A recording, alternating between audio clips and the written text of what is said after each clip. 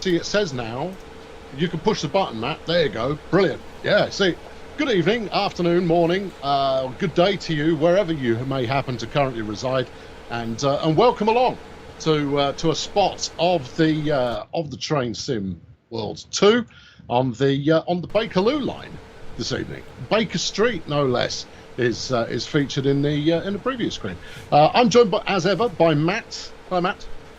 Hello. How's it going, everybody?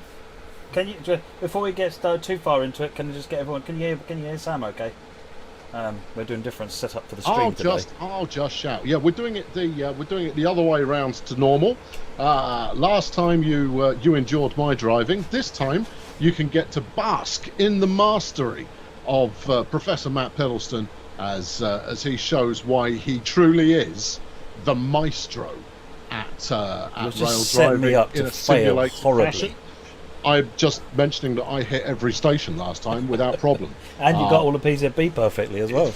Yeah, no, we never emergency brake. So there you go. That's no pressure. So what are we going to look at today, Matt? We are going to look at the Bakerloo Line. Please excuse my mouse. There is a reason for the mouse, but we won't go into it. Yeah, we are going to be looking at the Bakerloo Line today. And so I thought we would do a run from Elephant and Castle to Harrow and Wealdstone. And just do the entire length of the route so you can see the whole thing. And then we'll go and look and spawn on foot at a couple of locations like the depots at London Road and at Stonebridge Park. And then maybe we'd sit around at Queen's Park, which is quite a busy station on the route, and watch trains just to finish the stream up and answer any questions that might come up. Smashing. So as we did last time around, we'll disappear from the screen so that you can see as much of the game as possible, because you don't want us getting in the way of it. But we will try to answer questions that come up in the chat. But given that the chat's likely to be quite busy, I cannot guarantee that we'll get to any. So if your question gets asked, well done. All right, where are we going then, Matt? You're driving. Right, I'm going to turn the cameras off. So wave everybody. That's it. We've dematerialised. Right, we're going to start Elephant Castle and we're going to go Harrow and Wealdstone. We'll do it about 7:40. Why not? It's as good a time as any. So the naming of the services. So this one is 231, I think, -05. Yeah, 231-05. So this is train 231 doing its 5th service of the day. Elephant and Castle to Harrow and Wealdstone. So we're in platform 3 by the looks of it. So you can see the weight of the train here, 185 tonnes. Right, so before we get started, I just want to get the key in, so I'll activate the train and put the reverser in. Right, we're now in control. Get the doors open and pop outside and have a look. What we could do actually, this is a good time to just explore the train.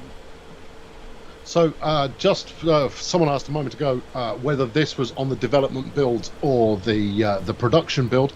This is pretty much a production build. It's like 1% short of a production build. Is this the production build at the moment? No, it's not. We'll be doing more builds before the game goes out. It's pretty close, as you say, though. But it is pretty close. So this is not on development build this time round. What I suggest we do is, if you and I shut up entirely on this first station run, so between platforms, because a lot of people want to hear what it sounds like. Yes, but there'll be plenty of options for if you can't hear it, so just shout. The screen tearing is going to be my machine, probably.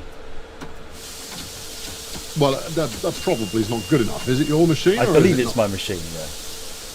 When I run it locally, I don't get that.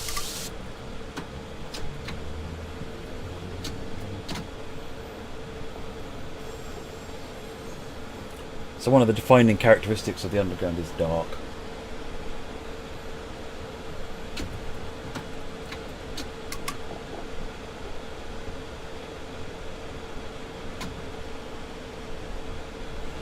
Turn on the lights. So you've got cab lights, which you can control. There's 2 lights and you've got independent control of them.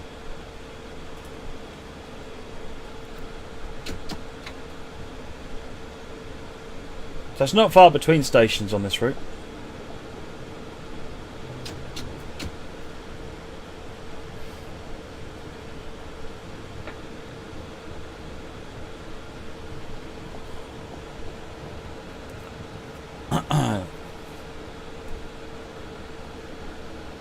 speed limit increase shortly. Have you got your headlights on? I do. That's what. Well, that's what it's like when they're off. That's dark. Headlights really don't do an awful lot on these trains. Could we get a little more train volume? How's that, folks? That means more sound volume, but 380 yards to Lambeth North.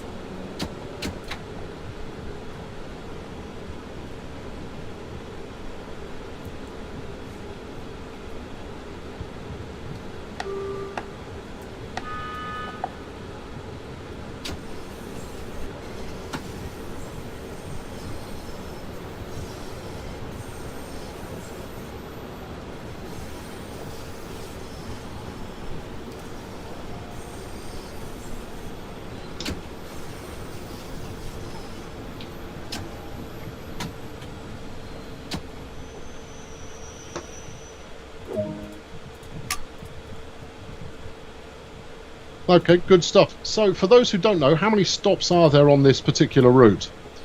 I see you looking away from the person standing on top of the sign. Embrace the insanity. What cause is that? There you go, that's it. They've sorted themselves out now. They've gone. It's fine. Yeah, not quite a production build. Not quite. I think it's something like 25 stations. I can't remember the exact number. It's a Okay. lot. It's a lot of stations. Someone asked about whether the platform repeaters are there. Yes, they are. But there was one just next to me, but I'll show you on the next station where the next one is. Can we get a bit of whistle as well, please? Just, I know it's not realistic at this moment, but let's hear it. So down here you got the whistle.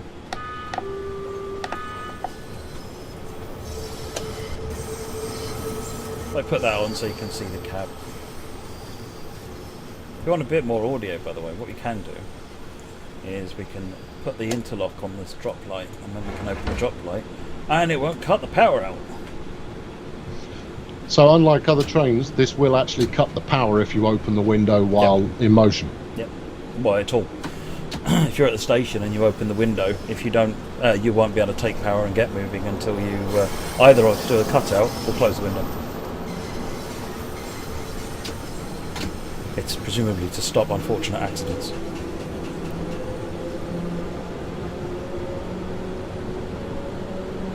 Coming into Waterloo.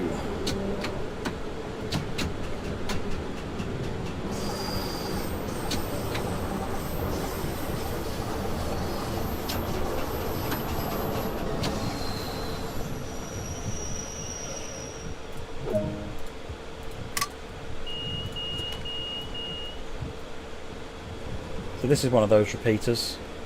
Some of them are actually, you find them halfway down the platform in some cases. Right. Some people are asking about the mirror as well. That's the mirror. As we talked about on some of the other streams, it's somewhat faked, but it does give a reasonly. Well, it's not. effective. It's not so much that it's faked. It's a default operator from within Unreal, right? Yeah. So it's a reflection, but it's not a true mirror. Yeah. If that makes sense. Yes. Which it probably doesn't. Right, talk us through the operation of the controls. We had someone say, go on, give us a once-over of how we're actually moving here. So it's pretty much all done on this control. So as I move it out of the electro-pneumatic brake settings into the off and release, if I now push it into shunt, we've now got, well, as soon as the brakes finish releasing, there we go, we've now got minimal power, so it'll accelerate slowly up to a point. If we then put it into series, we'll accelerate a bit faster. For those of you who are familiar with third rail EMUs, with series, parallel, weak field, all that stuff, it's the same basic principle as that. And then so this is just shunt, series and parallel. You get quite a big kick when it switches into parallel, but these things don't go especially fast. The top speed on the route is 45 miles an hour, but actually once you get above about 20, the acceleration curve comes off quite dramatically. Which is fine, because in the underground section, you're only talking 500 or 600 yards between stations, so you're doing a lot of speeding up and a lot of slowing down. So I'm just dropping it into off and release, so we're now coasting back into parallel because we've got a speed increase to 30. And then once we get up to the 30, I can put it back into off and release. Again, now we're coasting. And then this train has got two different brake systems. It's got the electro-pneumatic, so this is the rheostatic brake. We're in Rio 1 whole, which is a small amount of brakes. Rio 2 is quite a lot of brakes. This thing stops on a dime. You can come a lot harder into these stations than I am, and still stop quite nicely in the right place. You say that, Matt, but I mean, you almost overran that one. That's perfect. Uh-huh. Ish. I saw where the green lozenge on the floor was. You were close, but no cigar. Megasim's asking if you can use the Westinghouse brakes. You can indeed. I won't because I've not practiced it, but there's a switch here called EP brake cut-in. If you cut that out, you will lose the electro-pneumatic brakes, and then you'll need to switch over to... If I come over here, you can see you've got all the different settings for... You've got lap, service lap. Those are the air brake on the Westinghouse. So those all work. Get the air brake charged up again. If you put it into certain brake settings, it releases the dead man's handle, which means that the air brakes apply. In which case, you just have to wait a moment before before it will let you go. Closing the wrong doors, aren't they? That would be helpful to close the right one.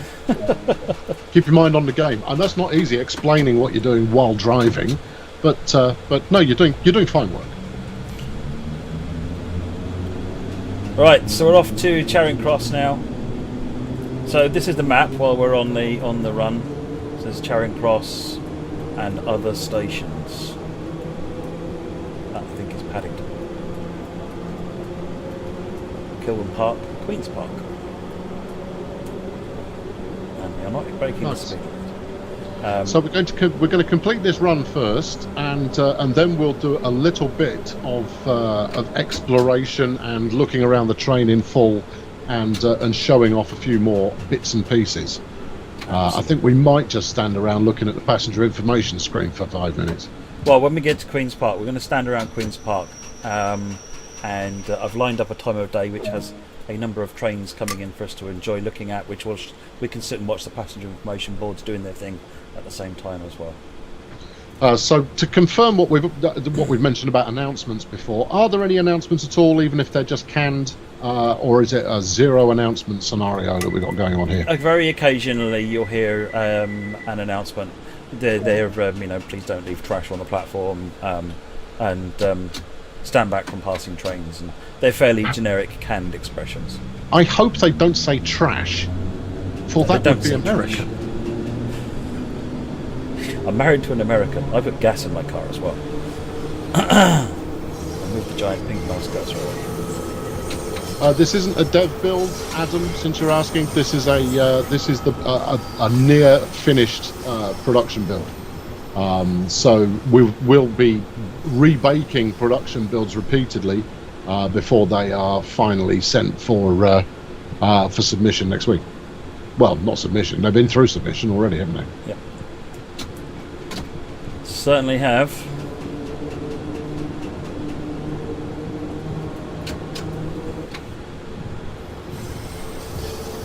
Right, Piccadilly Circus. Piccadilly Circus is really interesting. In fact, there's a common theme across the entirety of the Bakerloo Line, was that all of the stations, or a lot of the stations, were extended to allow longer trains by, I think it's one carriage. And what you find in a lot of cases, it just gives you like this odd sort of extra bit to the platform. But Piccadilly Circus, they couldn't really do that because it was too close to the other tracks. So you get this kind of weird chasm at the end of the platform here. Sort of unique on this line. There's a couple of places on the line where the kind of a wander around, have a quick look at this one, where the you'll see like openings between where you can see the other tracks, but this is the only platform where you actually I am see familiar with it.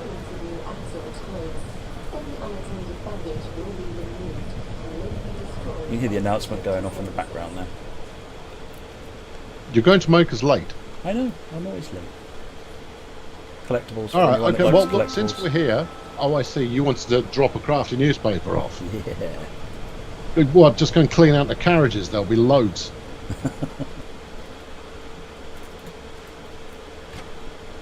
Okay, smashing. For those of you slightly concerned about the amount of tearing going on, that is due to Matt's PC more than anything else. I mean, I've played it and haven't seen that much tearing, so we're running with what we've got here today, rather than an optimum demonstration rig. Can't understand. When I last tried streaming using this for another thing, it was completely fine. So I don't know why it's doing it today. Probably means something's daft like a reboot. Are these unique train sounds that we've got going on here, or have we remixed stuff that we've done before, or all sorts of things? Getting recordings of these trains was very difficult. We weren't able to do what we normally do when we record trains for various reasons. Some of which is just TfL safety practices, we were able to go for a couple of sessions. To go and get recordings as well as the photography sessions from the trains, and mixed those recordings with some of the other stuff that we've got that sounds similar, and created the sound set, which we think sounds pretty authentic actually, compared to the real thing. But there's a mixture of the two essentially. How about the kind of the rail noise that we've got going on? Because it is quite pronounced. I was quite surprised by just how noisy we'd made it. It came pretty close to sounding like the real deal. Yeah, the rail squeal is constructed noises. Yeah, the rail squeal is a fairly common thing actually, and it's a sound effect we've had in the game for quite a long time, and so it's more how it's applied rather than the actual sound itself. And so the audio team have spent a lot of time in this instance, working out how the sound is applied, what would make it sound authentic when it's applied, based on speed you're going, how sharp the corners are, and that sort of thing. Common request at the moment is: have you got the passenger lights turned on? I don't actually. Good point. You're trying to terrify these people. Oh, hello. No. Upset. That's what we want. Hey, we got passenger lights. There you go. That's better. Press the right button. I can do competent. And I mean, forgive me if I'm wrong, because I should know better, but you can turn off the coloured track section to show you where to finish, to stop, right? Yeah, I'll do that at next station. Okay.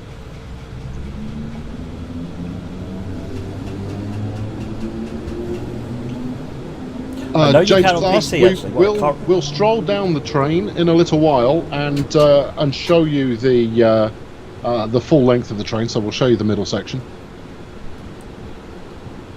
Sorry, Matt, I interrupted you. Go ahead. So the turning off the coloured markers, I know how to do it on the PC. I'm not 100% sure if it's in the settings for the console. But if you've got a keyboard, then the same control sequence works on the console if you've got a keyboard as well. I need to go and find out if that's in the settings. For those of you who are asking general questions, we do have another Q&A session booked for tomorrow. So try and restrict your questions to Bakerloo related only, or what you're seeing now only, and you've got a much greater chance of them being answered today. We are doing another Q&A stream tomorrow, so hold your questions for that, please.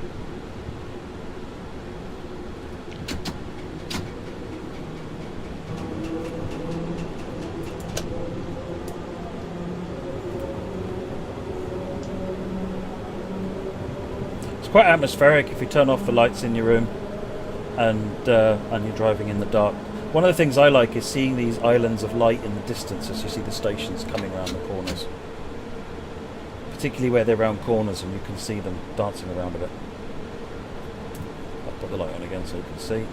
So Control 7 turns that off.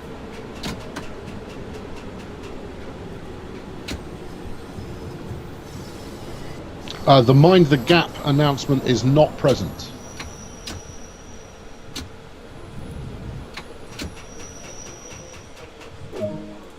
We're going to go for a wander around the station when we finish this run, but Matt is already vastly behind schedule. Flip, what's going on with her? I don't know. She's straight out of the Umbrella Academy. Okay, well, I mean, she's about to go off, so you better not vex her and be late to the stop that she's trying to get to. Besides the platform. Oh, look, door indicator left. There you go.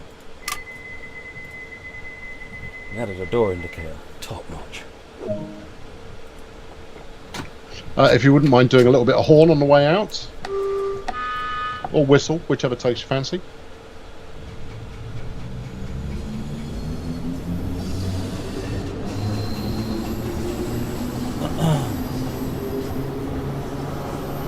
Can the front door be opened?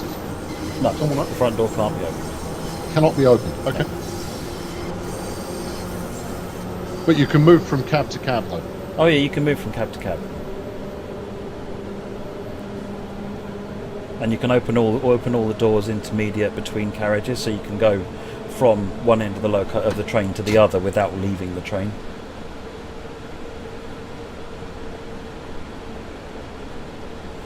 Baker Street.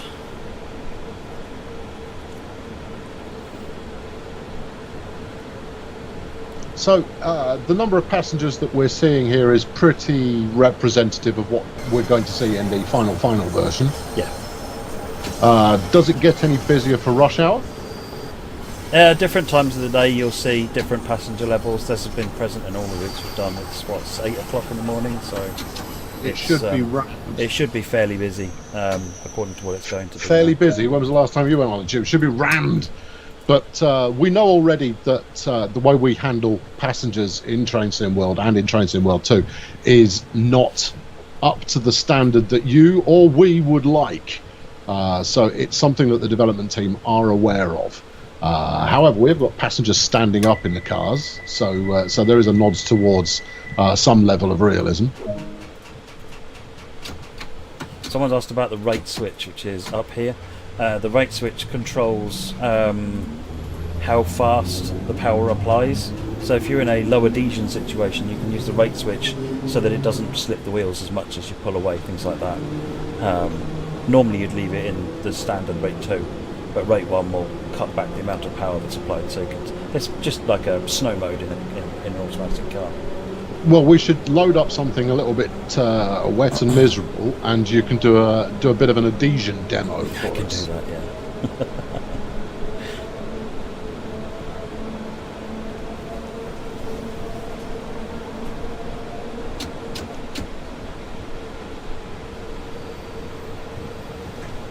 Marylebone.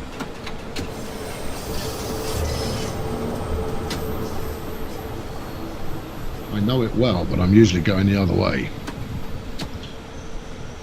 Those that know the station well, you'll recognise the Great Central naming on the wall there.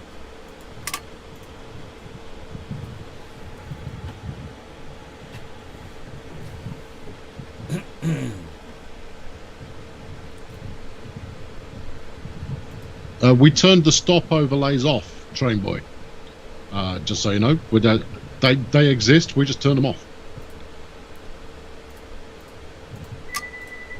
Is the gradient supposed to be in percentage rather than ratio?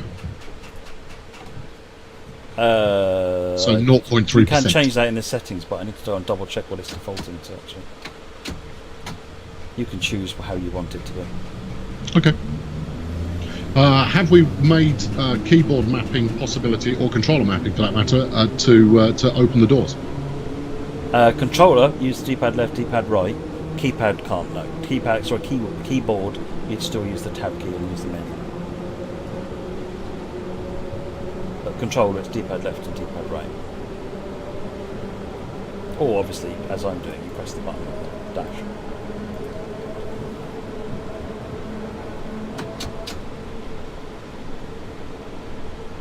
So these the stop times that we're getting at the stations, are they dynamic? So if there are more passengers to load/unload, or if we're running behind schedule or something like that, does it adjust the stop times automatically? No, the time there is based on a fixed calculation when the timetable was built.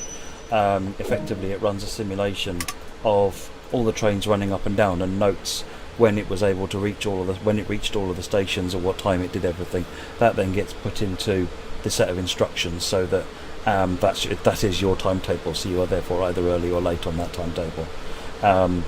To meet the timetable, you do have to drive pretty hard. You have to come in the stations pretty hard and use the full braking of the train at the end. It's I did a run yesterday, and I was able to keep up with the timetable, but it's not easy. Okay.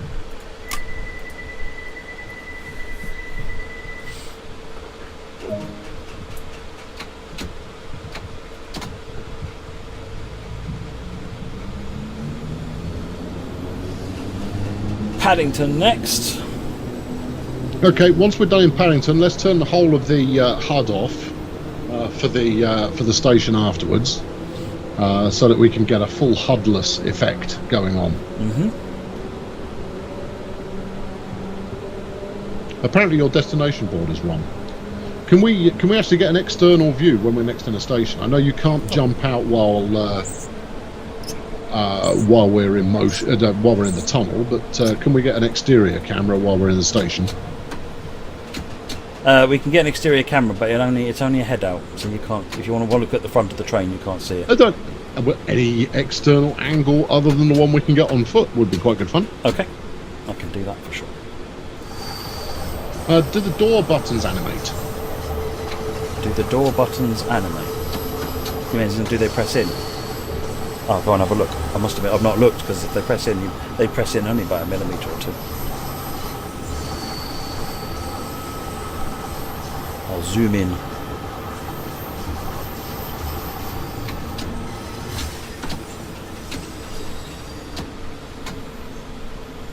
That clicking you can hear in the background is a unique behaviour, a sound effect on this train as well. It's yeah, there you go, it's animated. Yeah, that's a unique behaviour on this train. Is the part of the camshaft control system on this, as it's internally notching up and notching down based on what you've asked it to do with the main handle. So you'll hear it not clicking up and clicking as it goes up through the power or down. Oh, you wanted an external. Okay. So you leaning out of the window there? Uh-huh. Nice. Just press the 3 key to get an external view. Press 3 key to get back into it. Or if you're on a controller, you click the right stick. Okay. Warwick Avenue.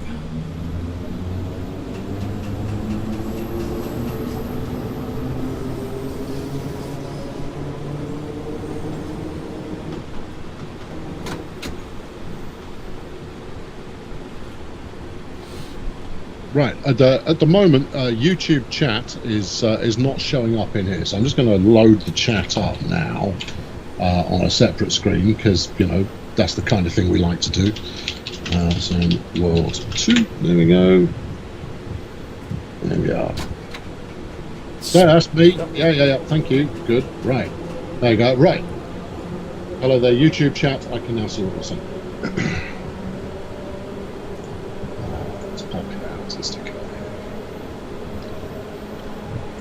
Station's Warwick Avenue, and it's just before that speed drop, which is good. Means I can keep up the speed. How far have we got to go till we hit the overground section? Not that much longer. When we stop here, I'll bring up the instruction list and we'll see how many stations. I know before Queen's Park you've got Kilburn Park and Maida Vale. I can't remember what comes before that. You forgot to turn the HUD off. HUD off after this station, please. Next station. Yeah. Let's do at least one station to station with the HUD off.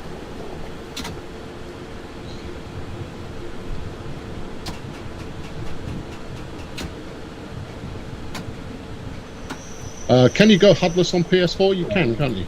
Yeah. What you do is you press and hold. Where's my PS4 controller? There it is. I've got no camera. You press and hold the options button. So let me turn the HUD off. All right, let's get the cab light off as well, so that we can have full immersion going through the next tunnel.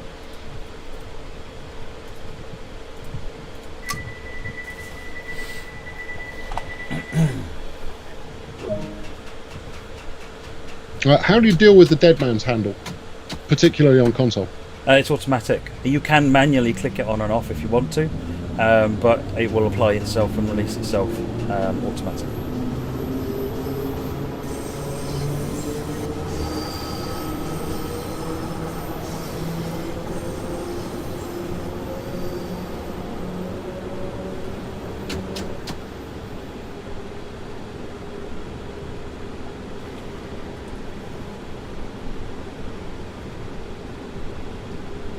So what year is this this underground route set in?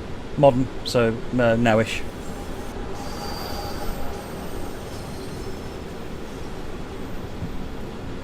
So one of the so Waterloo Station, for example, has changed a number of times. Well, for a while there, it had piano keys on the platform, and they're not there anymore, and so they're not there in the route. So we tried to make sure the stations match up with how they are now.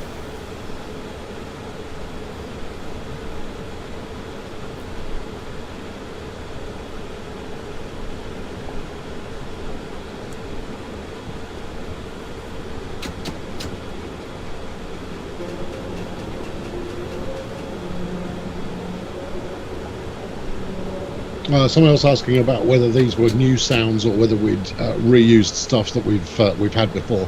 There's a combination of different sounds that we've used before. There's some new bits and pieces, but overall, this is a facsimile of real, as we weren't able to get a proper recording. That's right, isn't it? Yeah. Right. Yeah, we were able to go out and do recording trips, but they're not the kind of recording trips we would normally like to do to get the best sounds. So we made do with what we could get.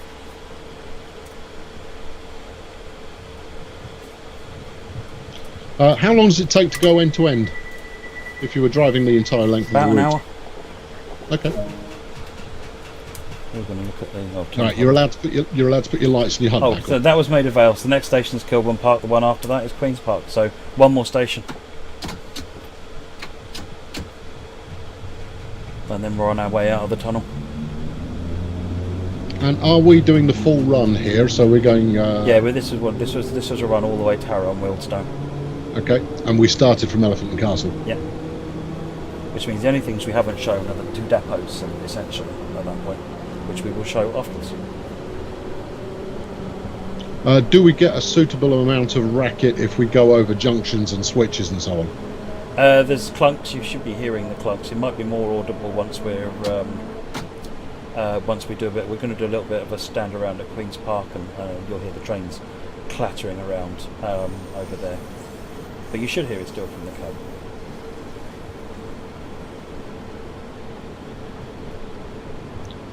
What resolution are you currently playing at? So when I did the ICE last time around, I was playing at 4K.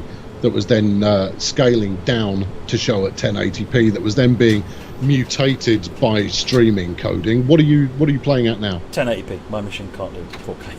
Okay, so you're playing at 1080p, and then it's being encoded, and then it's being eaten. So if you compare basic quality, I realise it's two separate routes, but if you compare basic quality between the two, you'll see a slight difference between the quality levels.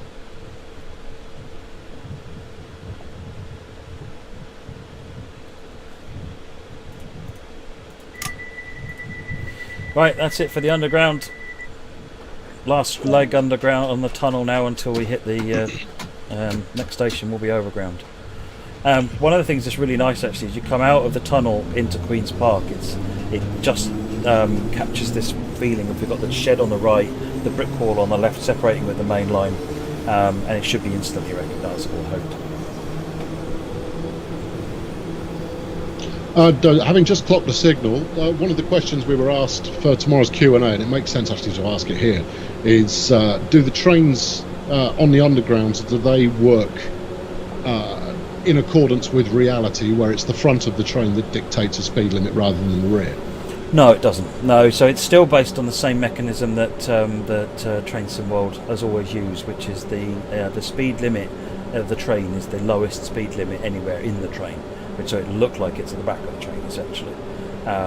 So it is something that we made the engineering team aware of, but we weren't able to make that change for this.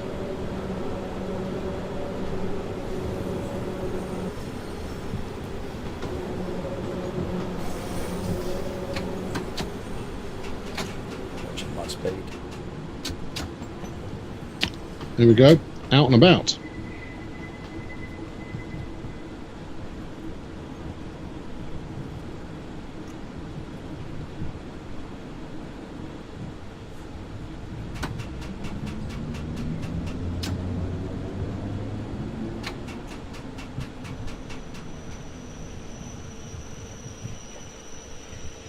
This is a really interesting signal, this one at BB31, BB32, because it's a combination of so many different things. You've got the main head, which is the signal to clear you to Harrow and Wealdstone. This is then a copy of that pointing down, the coacting head so that you can see it more easily if you're parked right up close to it. This semaphore is for if you're going into the shed. That theatre is telling you which part of the shed ports you're going into, and the rail gap indicators tell you whether or not the electrics are switched off in front of you, which isn't simulated, so you'll never see that switched on. Okay. But we've put the RGI signals in all the places they should be. Next station is Kensal Green. We've got our green light. So for those who didn't catch the Bakerloo dedicated Q&A, initially we're releasing we're releasing Bakerloo with 200 operating services throughout the day. The aim is to increase that to 450, but that needs a little bit more development time in order to get it to work. We don't have the current timeline for that happening, but obviously we'll let you know as soon as we've got a schedule for that. So it will be 200 services in total at launch. Is it exactly 200? 202, I think, something like that. You can see it in the menu actually when we go back to the menu. Let's call it 2 for the sake of hope. Yeah. And I saw actually I've seen some confusion on a Facebook group somewhere. They were saying, is it 200 plus the 450, or it's the other one will be a total of 450. So no, it's not 650 like some people were thinking.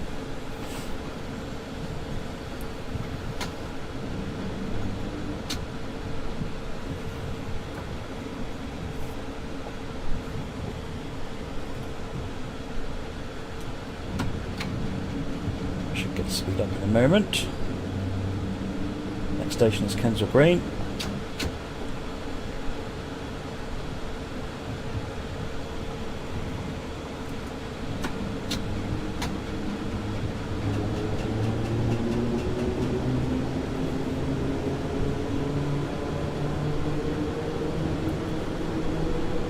Can we get an outside view now? We're outside. Just thinking that myself.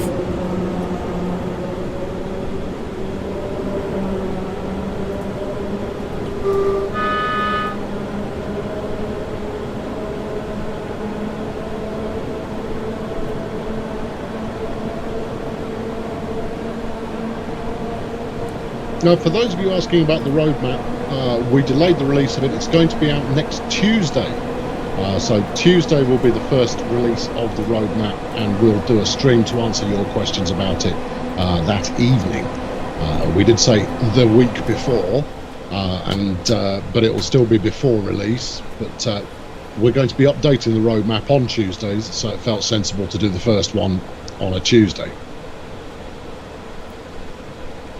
Right, coming up on Kensal Green.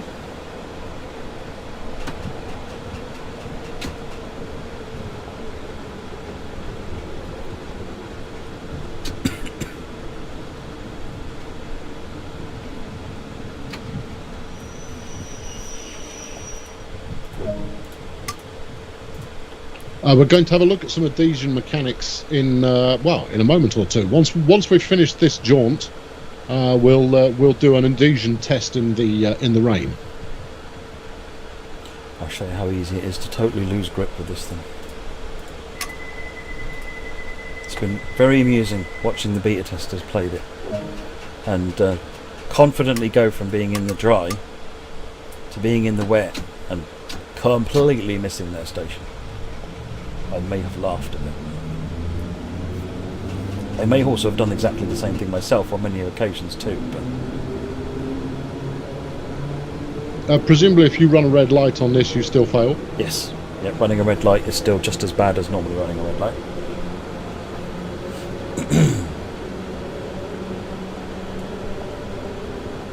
You have no right to judge. Right, Willesden Junction is the next one. So we've got West Coast Main Line over on the left, and as has been mentioned a few times, there is no AI traffic on the West Coast Main Line. At the next station, if we could have an exterior view while you're closing the doors so we can get the loudest thunk possible. Sure.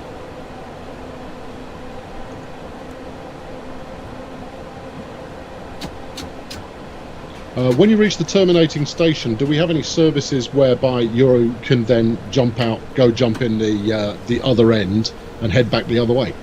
This train will do exactly that, almost certainly. They don't hang around at Harrow and Wildstone long before they turn around and head back the other way again. So you could get out and drive it straight back again if you felt like it? Yep. Especially given how late I'm running, I'm almost certainly going to be causing a delay on the following service. Because that's how I roll.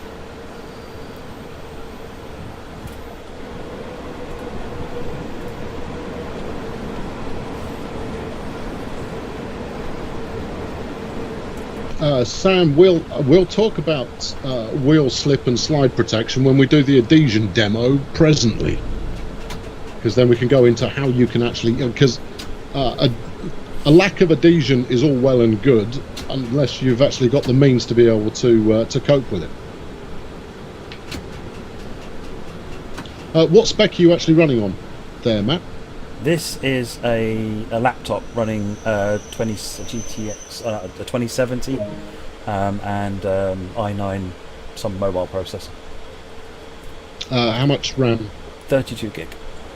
Okay. Because I do dev on this machine. The game certainly doesn't need it.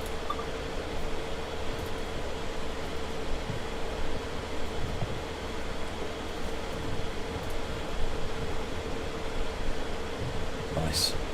Get off his head. I was about to ask you about stuck doors, but there appeared to be a stuck passenger.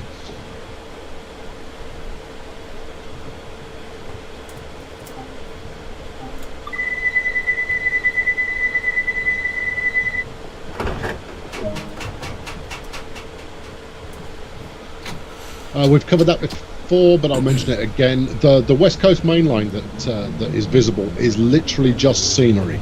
So you cannot put trains on it using the scenario planner, and there are no AI services running on there as part of this route. Crazy, yes, the game can run on a laptop, but let's face it, this is quite a serious laptop. Yes, oh yes, this is a hardcore laptop.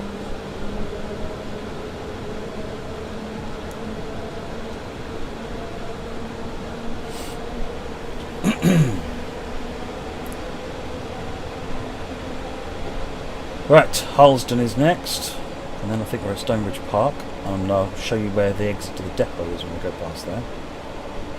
And so there's services that actually use, so there's services in the timetable that let you depart from both Stonebridge and London Road depots, and also go back into those depots as well.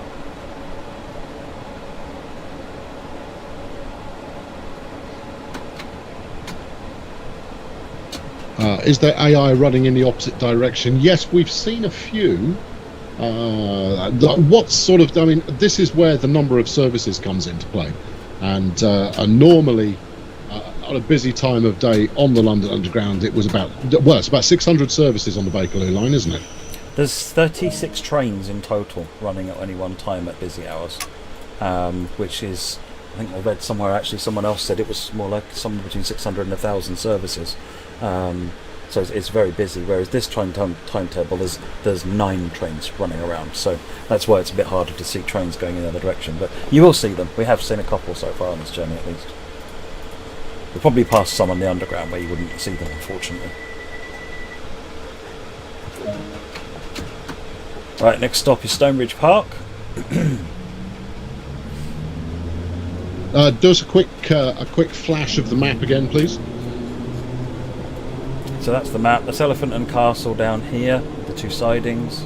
London Road depot, which then joins up onto the main line.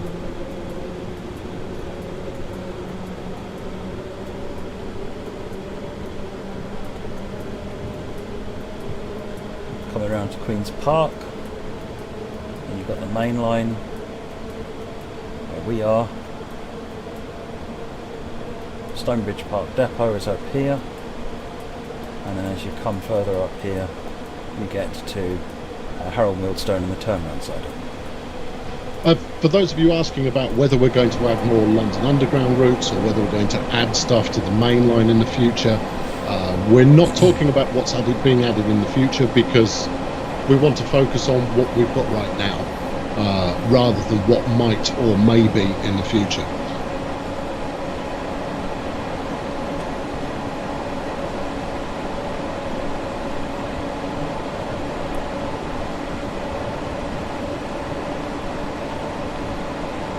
We mentioned it before, but if you were doing a full end-to-end service, it would take about an hour.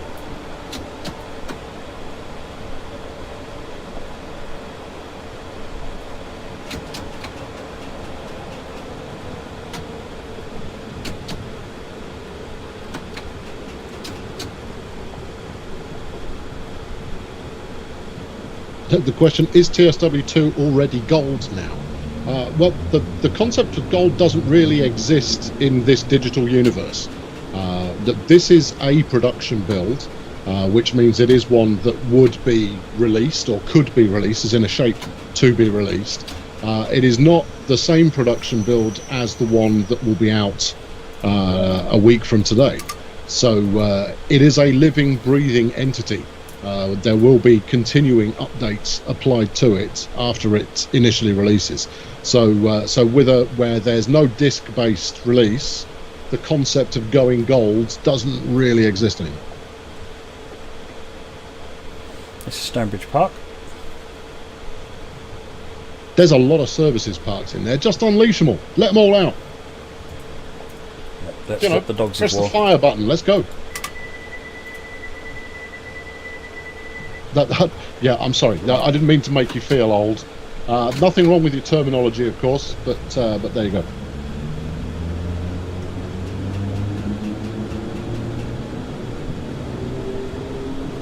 Right, Wembley Central's the next. At this point, we actually cross under the West Coast main line, so we go down a hill, down a grade, cross under the main line, and then back up the other side, and we're now on and then we'll be on the other side of the West Coast main line until we finish at Harrow. Nigel, the footage you're looking at right now is running on a laptop. Now, it's quite a beefy laptop, but it is a laptop nonetheless. Could we have a look at Wembley Stadium? Mm-hmm. You can see Wembley Stadium. Wait till I get to the other side.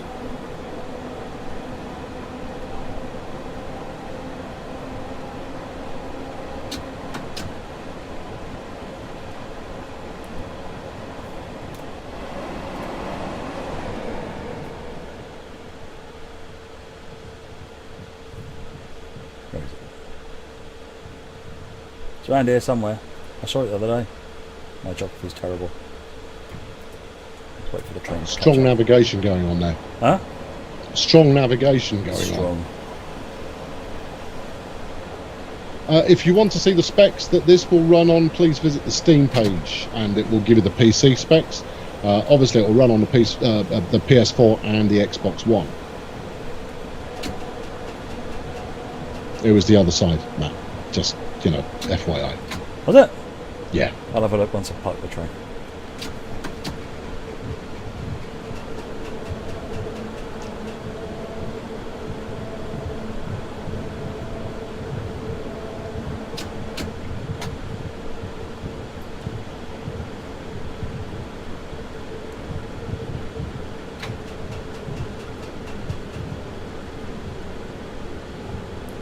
Are there any differences between the routes and scenery on different platforms? So some of the models are slightly lower detailed on the console, but the same models are present, and not that much, no. Some of the render distances are a bit lower on the consoles. Where is it then? Oh yeah, there you go. It's that big stadium-looking thing over there. That thing.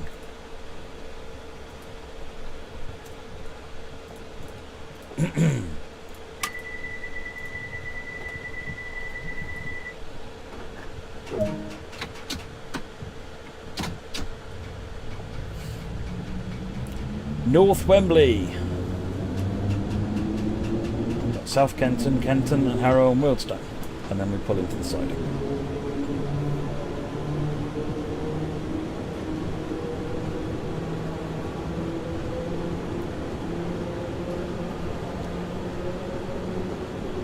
For those of you asking general questions, we will be answering general questions on tomorrow's Q&A stream. For those that we don't actually get to, questions that have been submitted in advance, there will be general Q&A threads to kind of cover everything that we've talked about and some that we haven't as well. There shouldn't be any major stuff in there, but we'll post those up on the official forums so that you can get all of the kind of nuanced detail that you're looking for. One other thing that's worth noting actually is if you want to reverse this train, you need to use this reverse lockout. Just putting it in reverse won't work, so you need to use the reverse cut out, then put it in reverse, then you can drive the train. Just tip there in case you find yourself overshooting stations at all, particularly in the wet.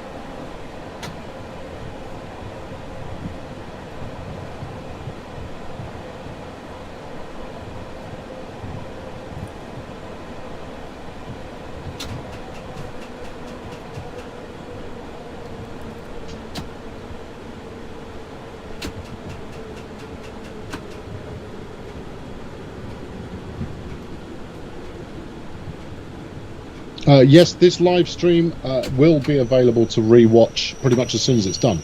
If you head over to the YouTube channel for Train Simulator, you will be able to find the stream there as soon as YouTube has finished chewing it up and digesting it appropriately.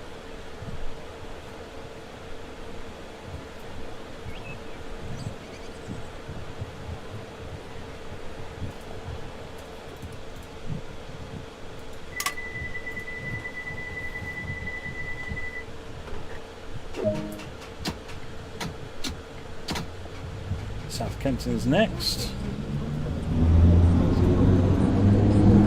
Oh, welcome back to the party there, Restream bot.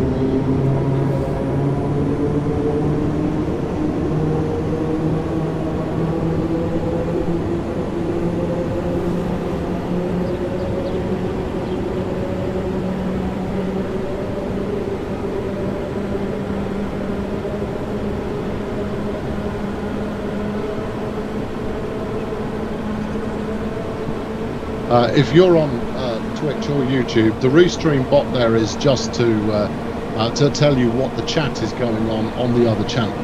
Feel free to mute them if they're getting in the way.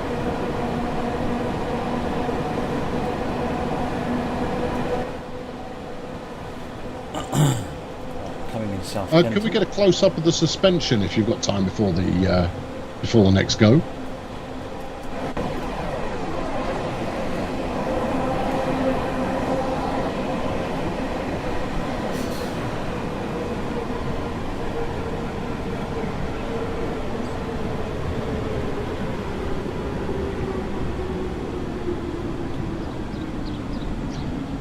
You can't uncouple the train, can you? As far as I remember. No, you can't uncouple the train.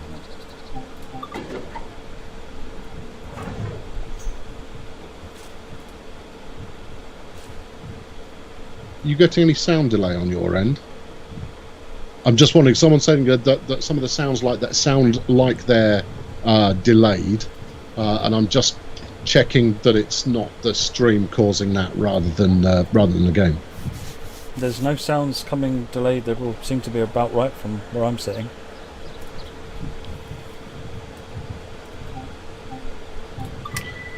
No, the cursor will not be pink. That is Matt's bespoke cursor because he runs about 8,000 different monitors and is forever losing his cursor. So no, that's Matt's personalised setup. If you want a giant pink cursor, Windows can help you. Is it possible to turn off the motion blur on the wheels? This is something I needed to. That's on my list to double check. There are on the PC. Definitely, we have a setting for. I say definitely motion blur. What I don't know is if that setting has made it onto console. I need to double check that.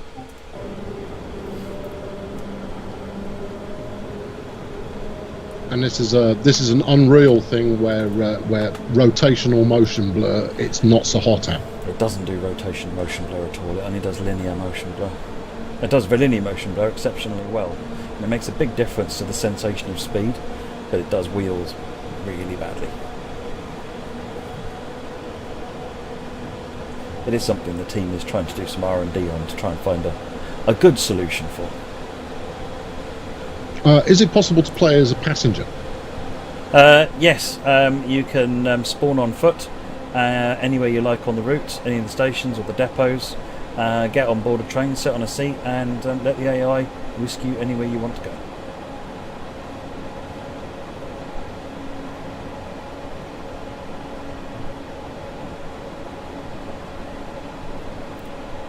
Coming into Kentland now.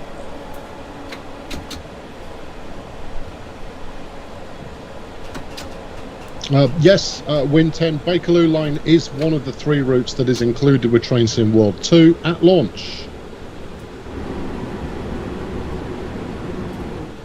The others being Colne Aachen with the ICE 3M and the Talent 2, and the last one being Sandpatch Grade. For those of you who like their trains heavy, American and long. Yeah, sorry, long. Best word I could come up with there on short notice.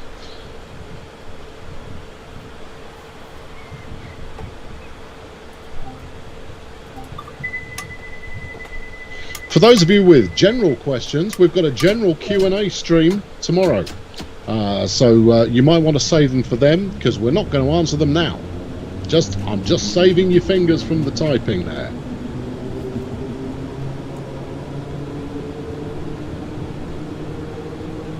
Right, final station coming up into Harrow and Wealdstone platform 1.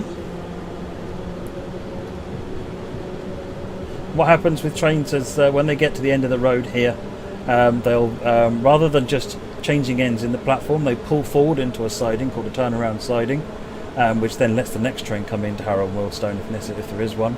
The driver will then change ends and then drive the train into bring it back into Harrow and Wealdstone into platform 2 to begin the southbound journey. So what we'll do is when we get into the turnaround siding, I'll walk through the trains so that you can see the interior of the Bakerloo Line train. You're being corrected. It's turn back, not turn around. Turn back. Come on, Matt, get the terminology right.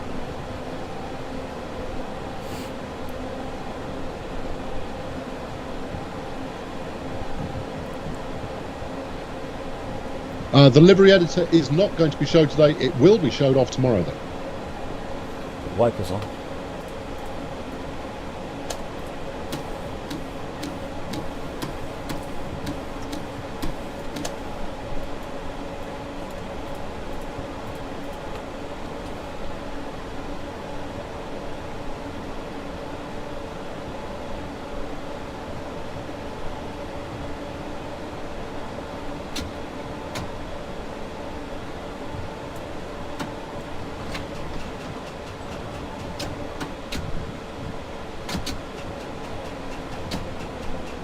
Alright, this is Harrow and Wealdstone.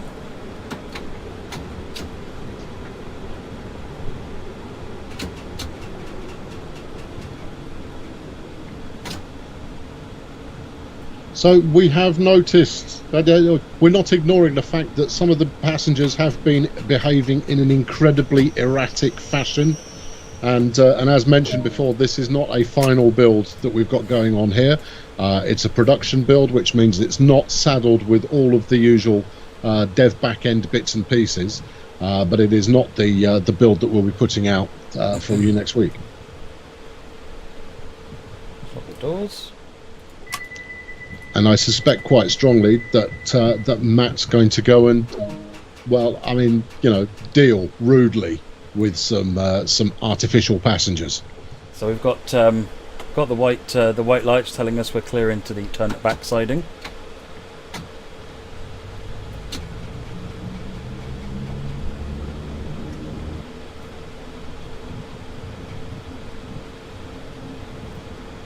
Which is literally just here.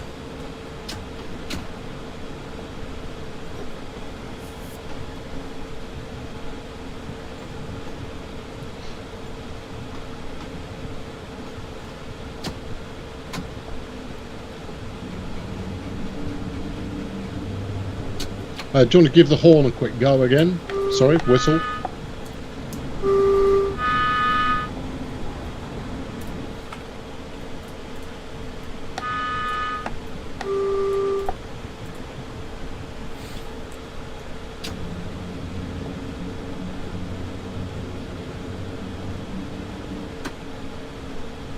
Now, thinking of it as a really big upgrade update where you get 2 lines for the price of 1.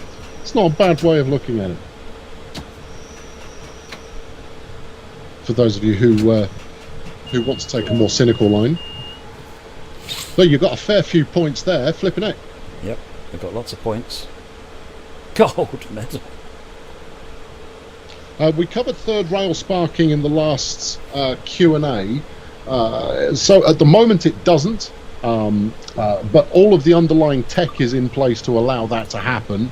But it hasn't happened, and I don't want to use the word yet, but I will do, because it is likely to be added after release. Again, this is me being non-specific, and that's, you might want to put some brakes on there, Gov. Just a thought. That's what I usually do. I forgot to put it in shutdown. Now it might let me actually take aspects off. Now it let me do that. Let's put the window back up. Relock that. Tab light off. And walk down the train. So all the windows are operable and the doors are operable as well. Someone needs to tell these people to get off. Yeah, they didn't get the memo.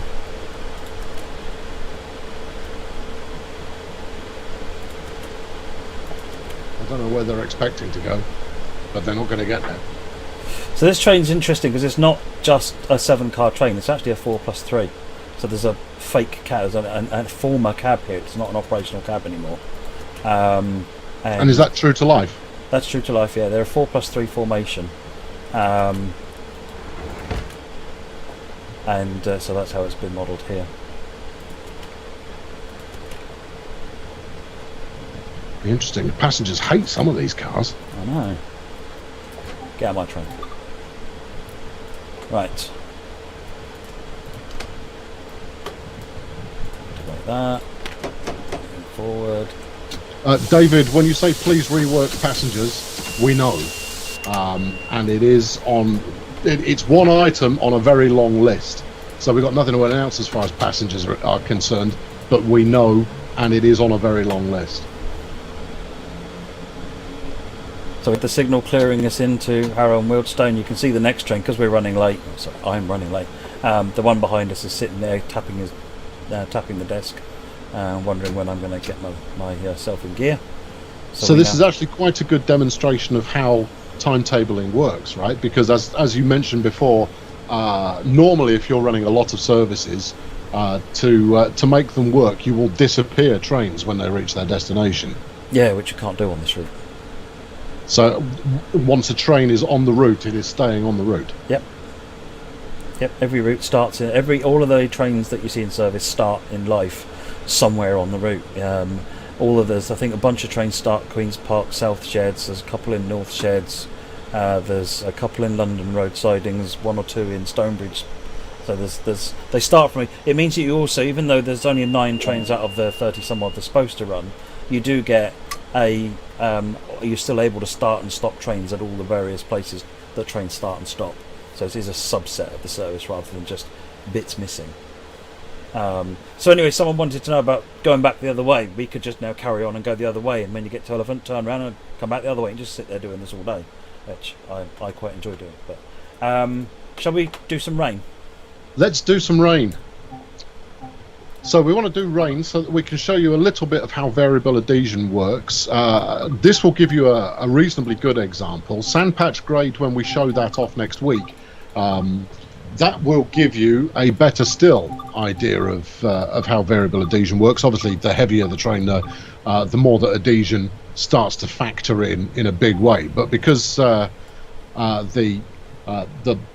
tube trains here, they are properly swift on the acceleration, grip can be a big deal, particularly in the wet. Right, so we start Harrow and Wealdstone again.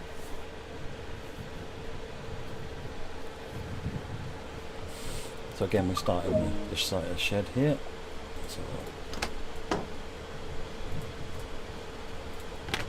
So what are we looking for here? I mean, you say variable adhesion. Now, to a clown like me that doesn't really know what you're driving at there, what are we looking for? What's the telltale that adhesion is? So most is not trains what it should be.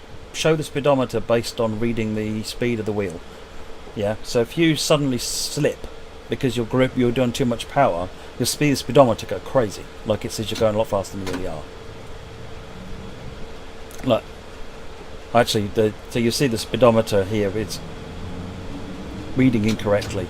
Plus you also saw the arrows that appeared here that said I was wheel spinning at the time. So, yeah. But we're only going short speed, so a low speed limit here. So let's get through this station.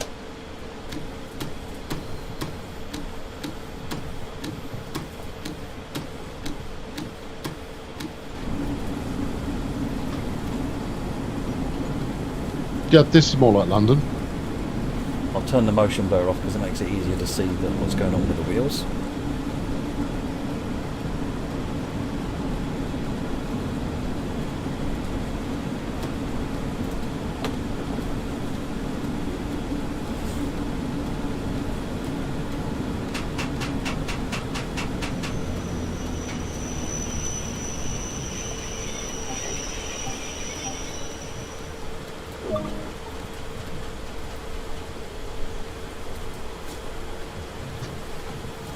Right, so what we'll do is we'll just gun it out of this station. And if you watch for... What, you mean driving it properly? Yeah, driving it properly for dry weather. And if you watch this, you'll see the... I'm waving my hands around. There's these red chevrons that appear, which tell you that you have not 100% grip. So we've got green light. So if I just put it in maximum power...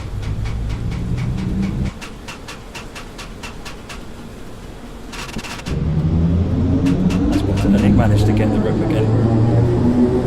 So what happens with this train is that when it loses grip, it will cut the power to the motors and then reapply them again. So which means that by virtue of that, you will eventually pick up speed. And as you can see here, we've managed to recover it. So that's less of a problem because of the cutout. So it's got wheel slip protection in terms of acceleration. What it doesn't have anything of is slide protection. So something like the ICE, for example, has slide protection in that when you apply the brakes, it's actually monitoring each axle individually, and it will release the brakes on each individual axle so as to keep them from being from losing grip if it senses that they're running at a different speed to the average of the rest of the axles, essentially. So if you were to hammer the brake on now, would we slide or would we actually stop properly?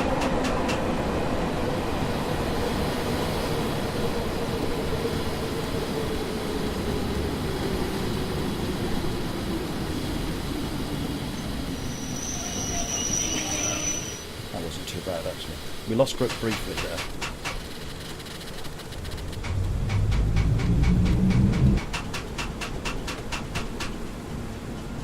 So how does this actually going to change the way that you play in the case of, if I'm playing this normally, and how's this going to affect how I play? Is it just basically going to make me play more sensibly, accelerate slower? Essentially, I mean, because of the wheel slip protection coming out when you're starting off, you can probably be a little bit cavalier as you accelerate because the wheel slip protection will help you, but you may want to gradually increase your throttles rather than just wrapping it up to 3 like you would in the daytime. When you're slowing down for a stop, however, you almost certainly will want to will come in, instead of coming in on, say, a notch 3 brake, you'll want to maybe come in on a notch 2 brake. So if I cut the power now and drop it into notch 3,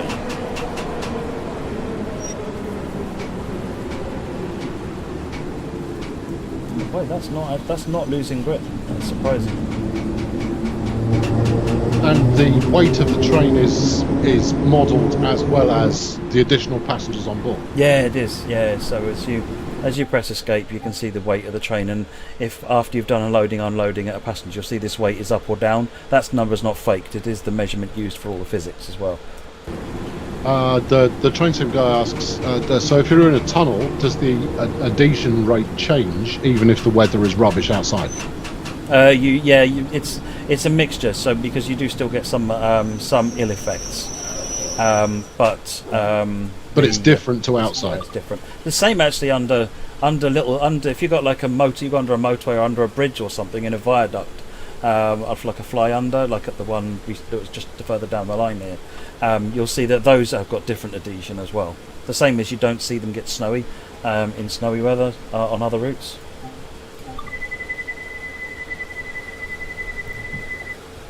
Okay, well, people are quite keen to see a little bit of exploration on foot.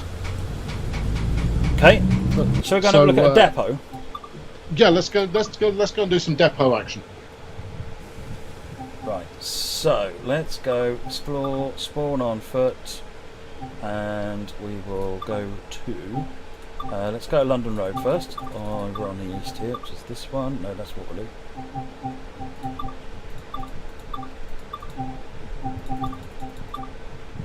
London Road, not depot. That's the one we want. Let's go back to a sensible time of day.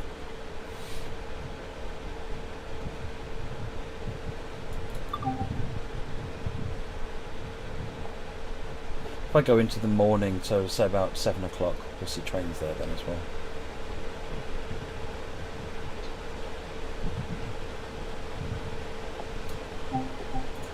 The pop-up menu for opening and closing of doors on PC, that is remaining this time round. Yeah. Again, being able to rebind that to direct keys, it's on the big long list of things we want to do, but it's not included at the moment.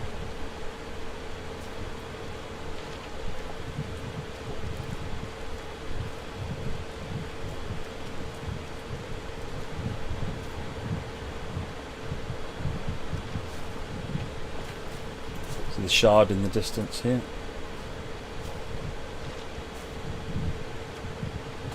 So this is London Road Depot, so on the map we're here.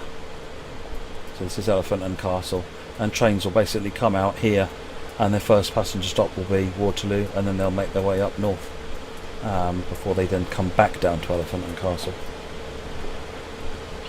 Is there any penalty for touching the third rail? Nope. No, you don't even interact with the third rail. It's got no collision on it whatsoever, so there is no. You're not going to have any kind of penalty for that. That's and not for those who weren't around at the start, the tearing that you're seeing there is as a result of Matt's PC, rather than the game. Yeah, it's just started doing it. That was pretty severe. That's really annoying. So I apologise for that. Had someone earlier on asking whether you could walk up tunnels, and we know you can't. No, you can't. There's a barrier that blocks you from going into the tunnels. Yeah. And is it possible to reach ticket halls in some of the stations? Yes, we can do that. When we get to Queen's Park, I'll show you the ticket hall there. So yes, certainly some of the stations where it's in the primary goal with the walking areas is to allow you to cross between platforms.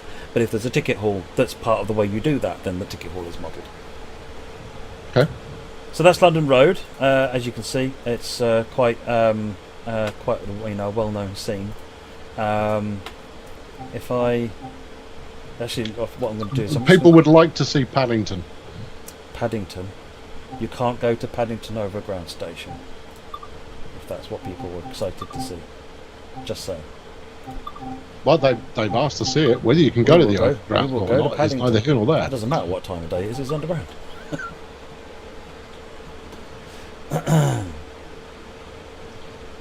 Is there any noise of... so let's say I'm here and there are trains inbound. How long have we got to wait till the next train? 2 minutes, Queen's Park train. And we trust that number, don't we? There or thereabouts. What do you mean there or thereabouts? It either is or it isn't correct. Well, it depends how the driver is. But you've literally just spawned in, so it should be 2 minutes away, right? It should be about 2 minutes. So. It's about 2 minutes. That makes them about as reliable as the real thing. Exactly.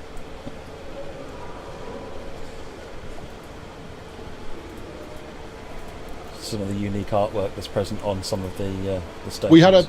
We had a question about the sound of an approaching train. So if we wait out the 2 minutes until this train approaches, we'll be able to hear approaching train sounds. Yep.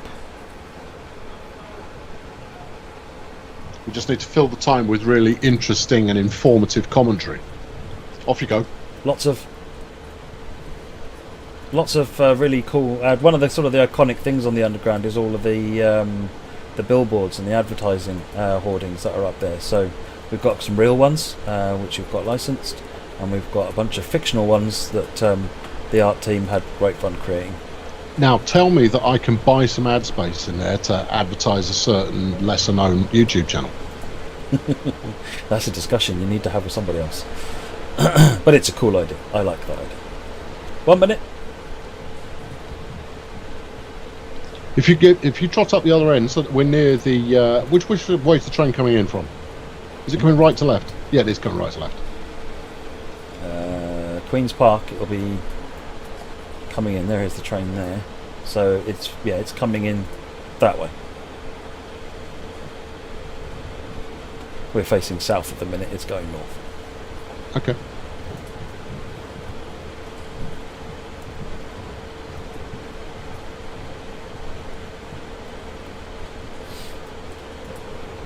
Pete, you'll have to imagine the air rush.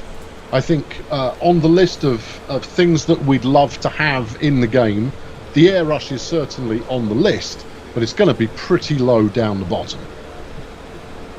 Oh, I see the sound of the air rush.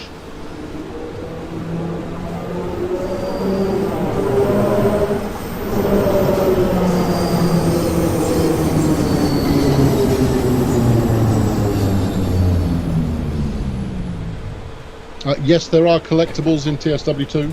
We did one earlier on in the stream. Speaking of, there we go. Okay. so this one, the only way you can walk, because the two platforms are so close together like this, you can just walk between the platforms. So you wouldn't be able to walk up the escalator. We can't go up the escalator. No, you can't go up the escalator. Which station has the most exploration options in it? I don't know. The overground ones tend to have a bit more because there's more going on. Baker Street is probably interesting to look at. You realise you cut us off there just as the train was leaving. That would have been nice. Yeah, true. Apologies.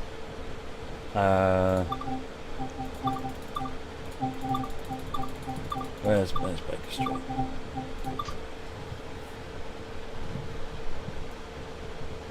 For those asking about Sandpatch Grade gameplay, we don't have a day set yet, but I think Monday is probably a fair bet. We'll definitely show it off before the game comes out. Monday's a guess on my part, so you're going to have to wait and see. But that would be my estimate. The roadmap we are discussing on Tuesday, because the roadmap will be updated on Tuesday, so it made sense to cover it on Tuesday.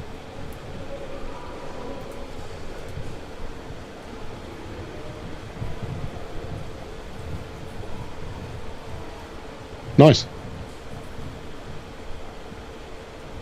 So yeah, this one's got a few more corridors you can walk along to allow you to access other parts of the platform, but it's still fundamentally allowing you, so you can cross the other platform over there, or you can walk down this corridor which gets you further down, and you can go down that lift, go down that one as well.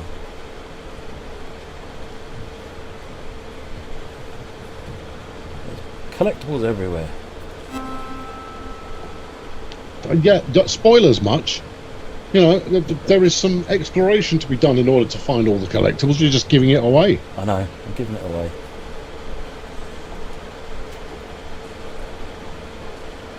Are the cameras operational, or are they No. a bit of scenery? They're a bit of scenery, I would say. Am I allowed to say they're a collectible?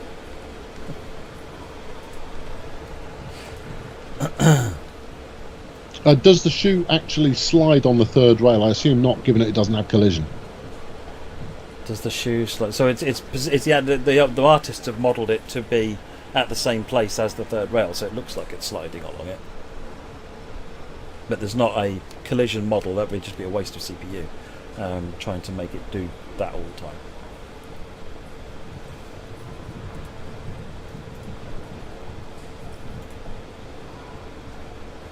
Should we have a look at Stonebridge Park? Why not? And then you need to get on a train, and then I think we'll call it a day for today. Well, if we go Stonebridge Park and then Queen's Park, and then we get on the train at Queen's Park. I like your thinking. Stonebridge Park Depot.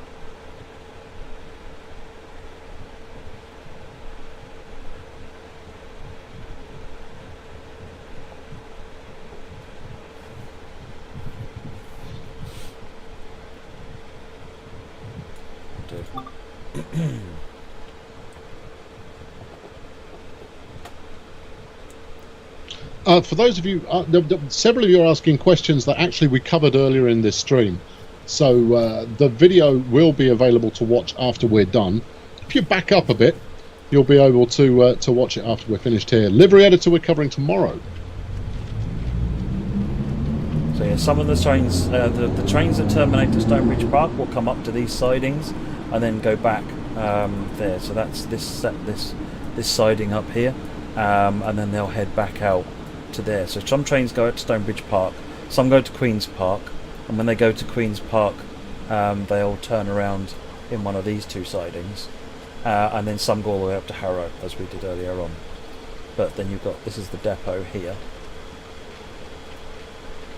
What's the middle rail between the two rails there? So this is what Underground uses fourth rail. You've got the power and the collection and the, I can't remember what the name for it is now, the collection rail.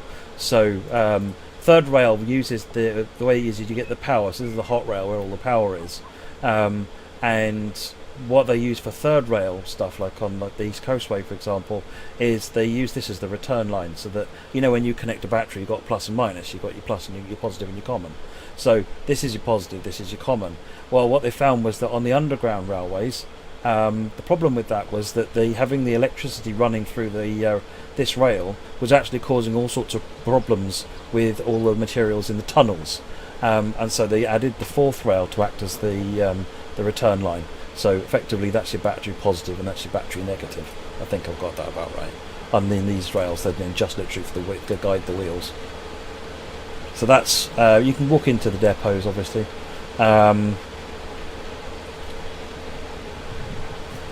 So you've got the trains here, and then down here this is then the other half of Stonebridge Depot, where you've got the other set of storage. Hey, we've already walked a mile, look at that. So then there's a bunch more trains being stashed over here. So that's Stonebridge Park. This is where, so London Road Depot used to be the main depot for the line. These days it's declassified and it's just considered sidings, they're just storage sidings. And Stonebridge is actually the main depot for the line now. So let me jump over to Queen's Park.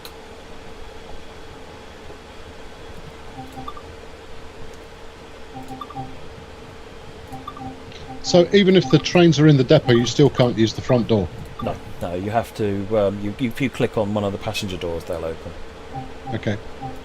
And is that a design decision, or is that a rule that we have to follow? No, it's a design decision that we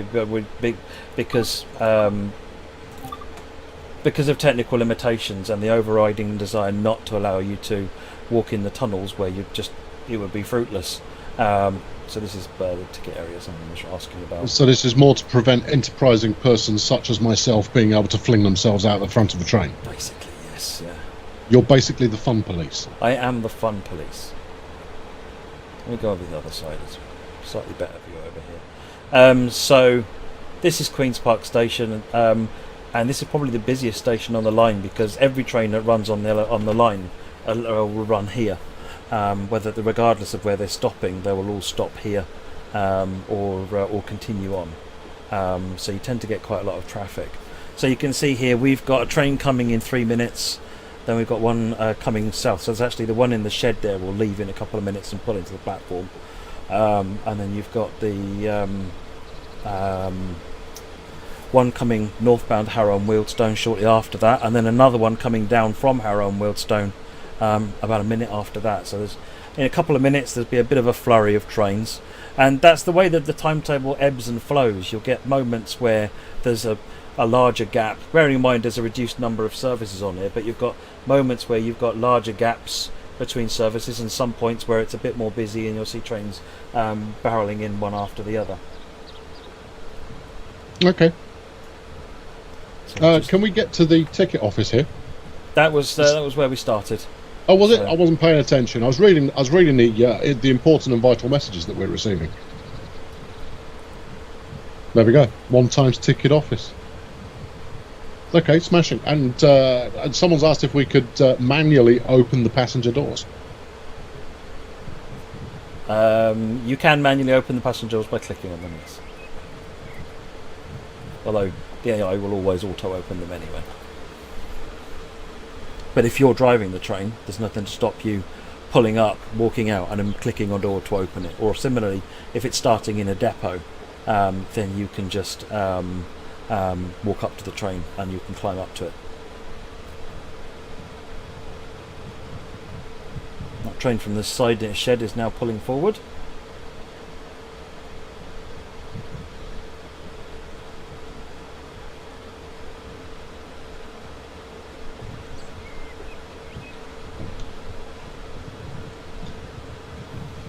And what we're seeing on the passenger information screen there is accurate because it's following the timetable. Yes. Yeah, it's so same as the instructions that you're given in the when you're told you need to be here by a certain time. The passenger information system has access to that same information.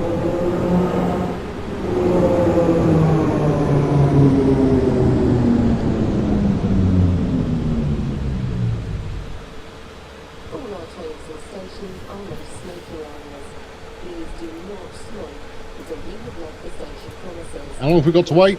I mean, it's all well and good their train having turned up. 1 minute for us. Lies. Don't believe it.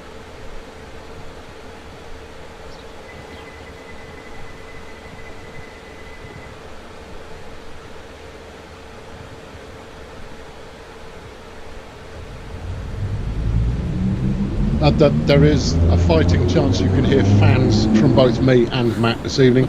It is rather warm. So you have the option of us either passing out or with some slight fan noise going on in the background. Apologies for that. Yes. Right, it should kick up trains approaching here any minute now.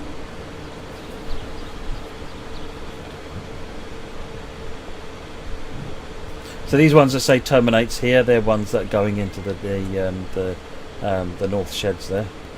There comes the train. With the dead man's handle, if I get the unit moving and then get up from my seat to go and traipse around the carriage as I quite enjoyed doing, I will try and stop. Yes. You'll see as soon as you stand up, the dead man's handle pops up.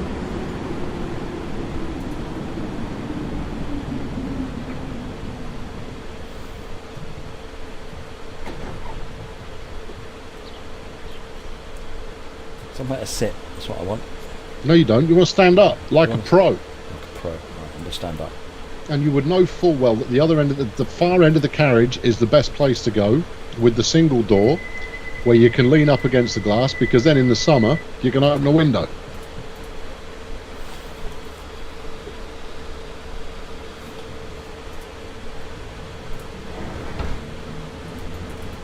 Driver hasn't turned the lights on. That's just rude.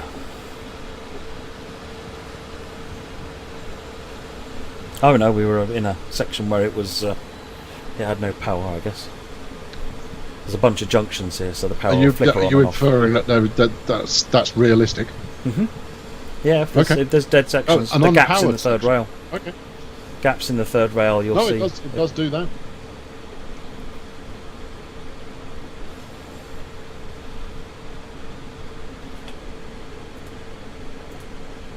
There's the train coming back in from Harrow and Wealdstone the other way.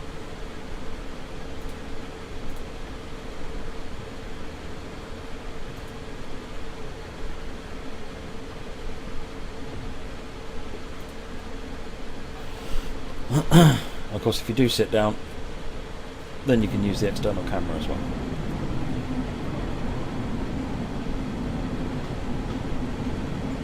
There's that fake cab, or what used to be a cab and isn't anymore. Yeah.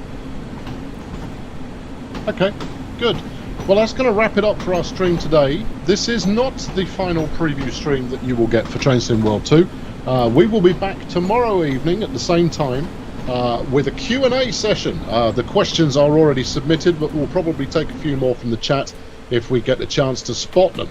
And then next week we will be showing off Sandpatch Grade. We'll be talking about the roadmap on Tuesday, and we'll probably do a bit of everything on Wednesday and then on launch day. Yep, that'll be exciting. So there you go. Thank you very much for tuning in today. Hope you have a splendid rest of the day. This stream will be available to watch on YouTube on the Train Simulator channel as soon as YouTube has finished digesting it, or whatever it is that YouTube likes to do to videos. Have yourselves a lovely rest of the day. So say goodbye, Matthew. Goodbye, Matthew. Very good. Yeah, you didn't miss the setup. And we'll catch up with you soon. Thanks for watching. Cheerio. See you later. Bye-bye, folks.